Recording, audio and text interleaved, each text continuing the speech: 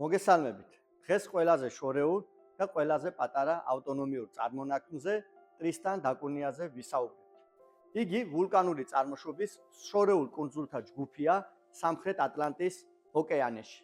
იგი ერთ-ერთი ნაწილია ბრიტანეთის ზღვისიქითა ტერიტორიების წმინდა ელენეს, ამაღლებისა და ტრისტან და კუნიას შემადგენლობაში საკუთარი კონსტიტუციით. აქედან გამომდინარე, მას შეგვიძლია უწოდოთ ავტონომიური წარმონაქმნი ერთგვარ ავტონომიაში. იგი ითვლება ყველაზე შორეულ და იზოლირებულ დასახლებად დედამიწაზე. მასთან უახლოესი დასახლებული მიწებია წმინდა ელენეს კუნძული 2430 კილომეტრით, სამხრეთ აფრიკა 2816 კილომეტრით და სამხრეთ ამერიკა 3360 კილომეტრით.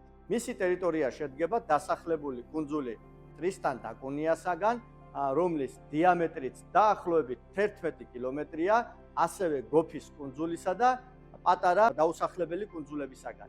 2018 წლის ოქტომბრის მდგომარეობით მთავარ კუნძულს ჰყავდა მხოლოდ 250 მუდმივი მაცხოვრებელი, რომელთაგან ყველა ატარებდა ბრიტანეთის საზღვარგარეთის ტერიტორიების მოქალაქეობას. სხვა კუნძულები პრაქტიკულად დაუსახლებელია, გარდა გოფის კუნძულისა, რომელზეც მეტეოსადგური არის განთავსებული სამხრეთ აფრიკული პერსონალი. მთავარ კუნძულზე არ არის აეროდრომი, არც ღრმა ნავსადგური, თუმცა აქ ან აქედან მოგზაურობის ერთადერთი შესაძლებლობაა გემით მოგზაურობა, რომელსაც სამხრეთ აფრიკიდან დაახლოებით 6 დღე სჭირდება. სამხრეთ ატლანტიკის ამ იზოლირებულ კუნძულზე საუბრობენ ტრისტან და კუნიას ინგლისურად, რომელსაც ადგილობრივები უწოდებენ ტრისტანოს. კუნძულზე ვიზიტორების განსახლება ხდება გესტ-ჰაუსში, ვინაიდან კუნძულზე სასტუმრო პრაქტიკულად არ არსებობს. აქ მოქმედებს წმინდა მარიამის სკოლა, რომელიც ემსახურება ბავშვებს 4-დან 16 წლამდე. პირველი სკოლა დააარსა ნავსადგურმა მეორე მსოფლიო ომის დროს, ხოლო თანამედროვე სკოლა გაიხსნა მხოლოდ 1975 წელს და აქვს 5 საკლასო ოთახი, სამზარეულო, სცენა, კომპიუტერული ოთახი და ხელოვნებისა და მეცნიერების ოთახი. ტრისტანის სტუდენტები, რომლებიც სწავლობენ 16 წლის ასაკის შემდეგ განათლებას იღებენ ტრისტან და კუნიას ასოციაციის ფონდის დახმარებით, ხოლო საკუთრივ განათლებას იღებენ როგორც წესი გაერთიანებული სამეფოსა და სამხრეთ აფრიკაში. 1928 წელს კუნძული გახდა წმინდა ელენეს კუნძულების ნაწილი. მეორე მსოფლიო ომის დროს ტრისტან და კუნიაზე შეიქმნა საზღვაო მეტეოროლოგიური და რადიოსადგური. ამის შემდეგ იქ სამხრეთ აფრიკის მეტეოსადგურიც დაარსდა. ტრისტან და კუნია არის ბრიტანეთის საზღვარგარეთის ტერიტორია. გაერთიანებულ სამეფოსთან მისი კავშირი 1816 წლით თარიღდება, როდესაც კუნძულზე ბრიტანეთის სამხედრო გარნიზონები განთავსდა. შეგვიძლია ვთქვათ, რომ კუნძულზე მოქმედებს დედამიწაზე ყველაზე შორეული პაბი, ალბატროს ბარი. მათ ჰყავთ მხოლოდ ერთი საშტატო პოლიციელი კონრად გლასი, რომელიც ზრუნავს პრაქტიკულად კუნძულზე საზოგადოებრივი წესრიგის დაცვაზე. ამ კუნძულების ადმინისტრაციული ცენტრია 7 ზღვის ედინბურგი, რომელიც ძირითადად შედგება დაბალი შენობებისაგან, წითელი და ლურჯი გოფრირებული რკინის სახურავებით, ასევე არის 3 ეკლესია. რაც შეეხება სახელმწიფო ორგანოებს, უკვე აღნიშნეთ, რომ ტრისტან და კუნია არის ბრიტანეთის საზღვარგარეთის ტერიტორიების ნაწილი. ამ კუნძულზე ბრიტანეთის მონარქს გუბერნატორი წარმოადგენს და გუბერნატორს ნიშნავს მონარქი ბრიტანეთის მთავრობის რჩევით.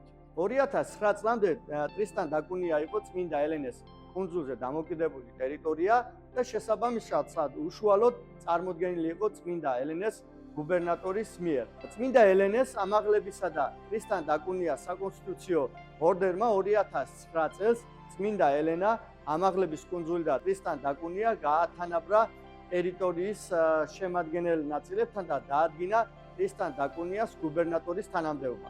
კონსტიტუციის 201 მუხლის თანახმად წმინდა ელენეს გუბერნატორად დანიშნული პირი ამავდროულად არის ექს-ოფიციო ტრისტან და კუნიას გუბერნატორი. თუმცა რადგანაც ტრისტან და კუნია არის 2170 კილომეტრით დაშორებული წმინდა ელენეს კუნძულებიდან, აქ მოქმედებს ადმინისტრატორის თანამდებობა, რომელიც კუნძულზე გუბერნატორის წარმომადგენელია და მას ნიშნავს გუბერნატორი. კუნძულზე პირველი ადმინისტრატორი დაინიშნა ჯერ კიდევ 1940-იან წლებში, ანუ მანამდე ვიდრე არსებული კონსტიტუციური სტრუქტურა იქნებოდა დადგენილი კანონმდებლობის შესაბამისად. ტრისტან და კუნიას ადმინისტრატორი მოქმედებს როგორც კუნძულის საბჭოს პრეზიდენტი და ხელმძღვანელობს დეპარტამენტების საქმიანობას. ადმინისტრატორი დასაქმებულია გაერთიანებული სამეფოს საგარეო და თანამეგობრობის ოფისში. გარდა ადმინისტრატორისა, კუნძულზე მოქმედებს კუნძულის საბჭო, რომელიც შედგება 8 არჩეული და 3 დანიშნული წევრისაგან. საბჭოს ერთი წევრი მაინც უნდა იყოს ქალი. ტრისტან დაკუნიას აქვს საკუთარი კანონმდებლობა, მაგრამ უნდა ითქვას, რომ მასზე მოქმედებს ასევე წმინდა ელენეს კანონი, იმდენად, რამდენადაც იგი არის შესაბამისობაში ადგილობრივ კანონმდებლობასთან და შესაფედისია ადგილობრივ წესჩვეულებებსა და ტრადიციებთან. კუნძულზე ცალკე არჩევნები იმართება კიდევ ერთ თანამდებობაზე, მთავარი კუნძულელის თანამდებობაზე. მთავარი კუნძულელის თანამდებობა ძალიან ჰგავს მთავარი მინისტრის პოზიციას ბრიტანეთის სხვა საზღვარგარეთ ტერიტორიების მაგალითი რომ ავიღოთ, აი მაგალითად როგორიც არის ეს გიბრალტარზე. და დასასრულს უნდა ვთქვათ ასევე ტრისტან დაკუნიას საგარეო ურთიერთობებზეც და აღნიშნულთან დაკავშირებით შეგვიძლია აღნიშნოთ შემდეგი, რომ ბრიტანეთი გუბერნატორის მეშვეობით ინარჩუნებს პასუხისმგებლობას კუნძულის საგარეო ურთიერთობებზე, შიდა უსაფრთხოებაზე, თავდაცვაზე და ასევე საჯარო სამსახურზეც. ასე გამოიყურება ყველაზე იზოლირებული ჯუჯა და ყველაზე შორეული ავტონომიური წარმონაქმნი ტრისტან დაკუნიას სახით. გემშვიდობებით, დროებით.